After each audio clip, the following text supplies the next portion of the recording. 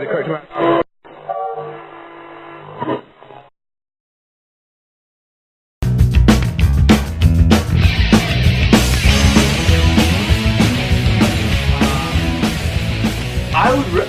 was an early adopter, okay. I got my 360 on the day it came out because on E3 they announced the 360 and somebody said to me online, who I think might have worked at EB Games, that they were taking reservations for the 360 console. So what I did, knowing that in the past I've had to wait in lines for things, is I put my name down and I was the first person in line at my EB Games, in which I think there were 120 pre-orders at the location in which I got my 360. So basically, on the night that the 360 came out, I waited in line with 30 other people. Everybody was guaranteed a system. Although I was first on the pre-order list, I was in the end of the line and I was freezing a little bit. But you know what? I'm very sympathetic to the people that had to wait hours and hours and hours and hours and hours for the 360. But I only waited 30 minutes. So anyways, yeah, you know, we're getting gypped, I think, really, because I want an HDMI. I want to send my that system back in and say it's broken. It doesn't have the HDMI in it. It's not next gen. But you know what? Not going to happen. My system's going to go down in value as soon as a new one comes out, and it might only be worth like $200 or something on eBay after the new system comes out.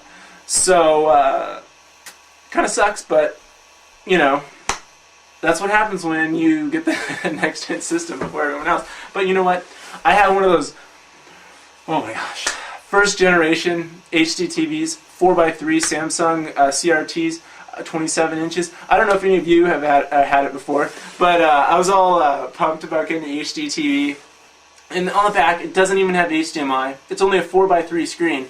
I mean, and it only has 1080i and 480p, which some people told me that televisions that aren't capable of 720p aren't true high-definition televisions. So, hey, that could be true. I think that one that it doesn't display true 1080i. Some of the cheaper ones, somebody might correct me on a comment, but yeah.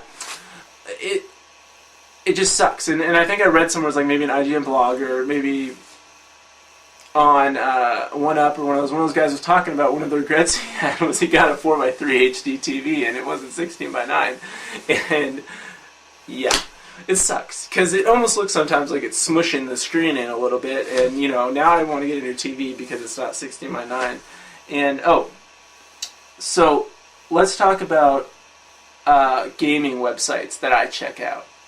Gaming websites that I think are cool is, okay, now this might appear in my comments section because I'm not sure I'm going to make the magic happen on the screen, but Kotaku.com. I like the 360, Xbox 360 fanboy.com, MajorNelson.com, Gamerscoreblog.com, which is Xbox marketing team blog. I like Joystick.com, Engadget.com. I like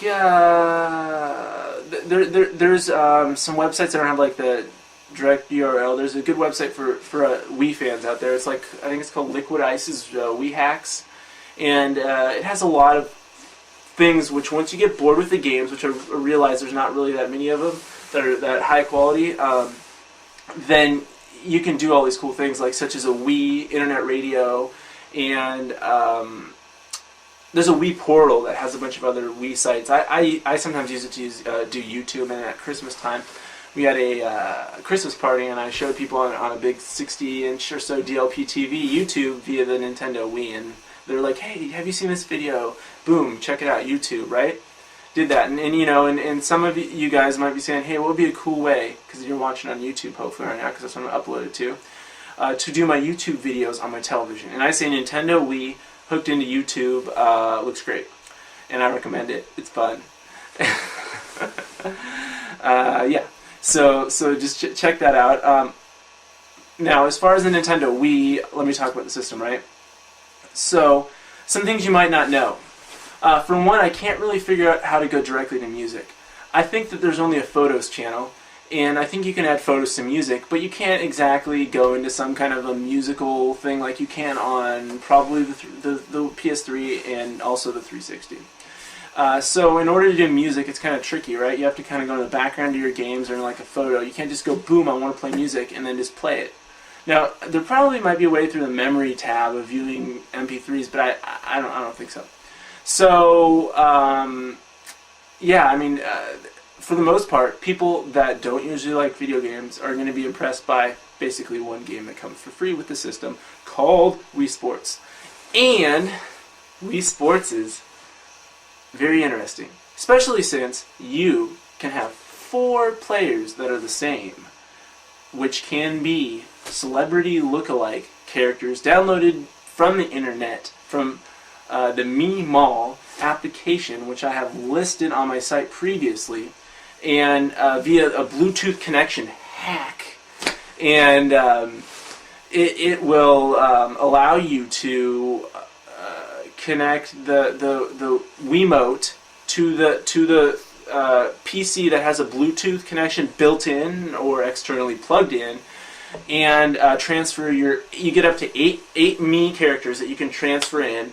And you want to make sure, if you want to do this, that first of all, when you have a fresh new Wiimote, that you take it into the Mii channel and you format it and save before you try to do a Bluetooth hack and connect it to the system. I actually, the person that created the Mi Mall program, I actually suggested this post, and if you go to the forum of the creator, you'll see a posting that I created for that suggestion. And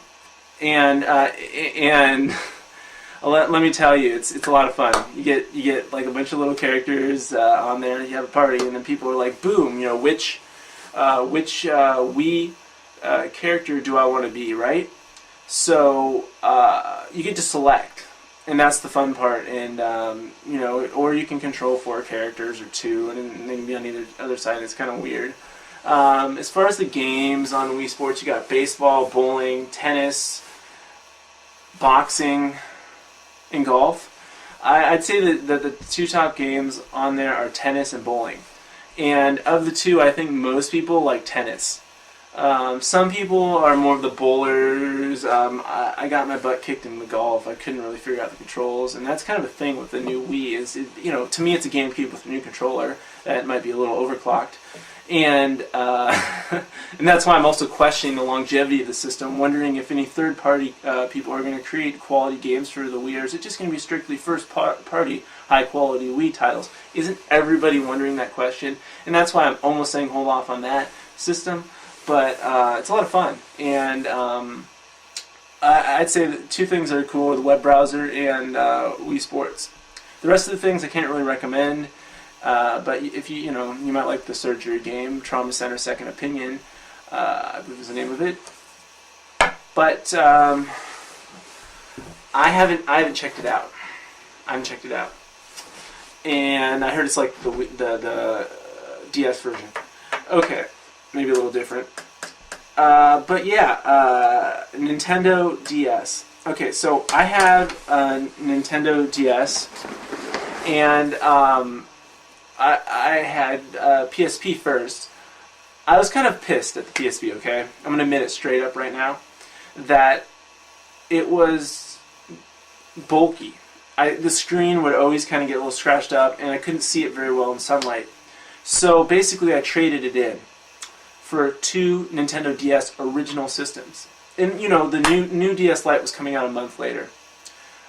Well, I kind of got bored of the 2 big DSs, so I sold them on eBay or onlinehap.com and got a DS Lite. And from there, I'll tell you one thing: the top part of the DS Lite is light. And if they were going to call it DS Lite for any one reason, it would be because that top part does not feel like you're lifting like a 3-pound weight every time you're doing that. It's like curls, right? 2-handed curls. And I'm telling you, it's a great system.